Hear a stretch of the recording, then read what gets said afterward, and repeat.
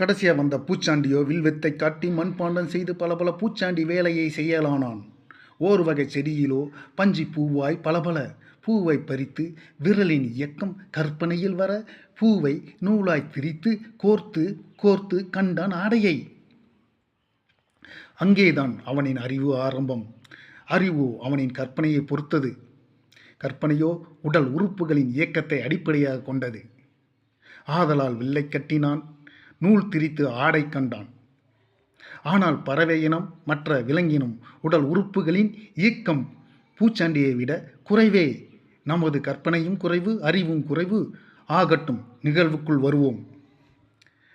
ஆடையை அணிந்தான் உடலில். அங்கே பல பூச்சாண்டிகள் அவனுக்கு பாராட்டு.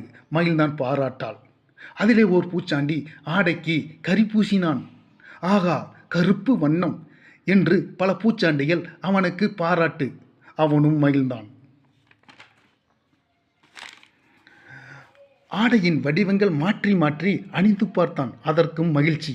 ஆடையில் வண்ணங்கள் பல தீட்டினான், பாழாய் போன மகிழ்ச்சிக்காக. வண்ணங்கள் 1000, சாயங்கள் சாராய் எடுத்து அதை தேக்க சாய பட்டறை வைத்து தேங்கிய சாயம் வடிகால் ஊற்று ஆறு அணை அனைத்திலும் பரவ அமுத தண்ணீரும் அழிந்துதான் போனதிங்கே. கைவிரல் அசைவாலே தங்க ஓர் இருப்பிடம் அமைத்தான். தவறில்லை. இருப்பிடத்தின் உள்ளே வெளியே பார்த்தால் பலவித ஓட்டை, பலவித கட்டம், பலவித சின்னிய நுண்ணிய வடிவம். இதை கண்டான், மகிழ்ந்தான். இந்த மகிழ்ச்சி பைத்தியம் கல்லையும் விடவில்லை, மண்ணையும் விடவில்லை. அதையும் இதையும் மாற்றி கலக்க அதற்கு பல பட்டறை வைத்தான். பல பல புகை மூட்டம், பாழாய்ப்போன அந்த காற்றும் மாசானதே.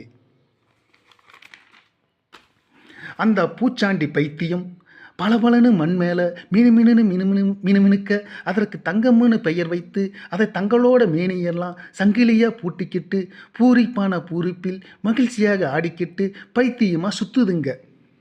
சுற்றி ஓடும் உலகத்தில் சூச்சகமாக உலோகமும் அலோகமும் இங்கே அங்கே இணைந்தோ இல்லையோ புதையுண்டு இயல்பான உலகமாக இனிமையான சூழலாய் அமைந்திருக்க, சுற்றி ஓடும் உலகத்தில் உருமாறி கடைசியாக வந்தவனே பூச்சாண்டி. பூமியிலே மறைந்திருந்த உலோகத்தையும் அலோகத்தையும் அடியடியாக நோண்டி பார்த்து வெளியே தான் எடுத்து வந்து மாற்றி மாற்றி இணைத்து பார்த்து அணுவணுவாய் அணுகுண்டையே செய்துவிட்டான். அந்த அழிவுக்கும் மகிழ்ச்சியாம். அயலுலகம் தேடியே இருப்பதை விட்டு பறப்பதை தேடி தொலைதூர ஏவுகணை அதிலே செயற்கையான கோலை பொருத்தி இங்கிருந்தே ஏவிவிட்டான். எங்கிருந்தோ பேசுங்குரல் இங்கிருந்தே பதில் கூற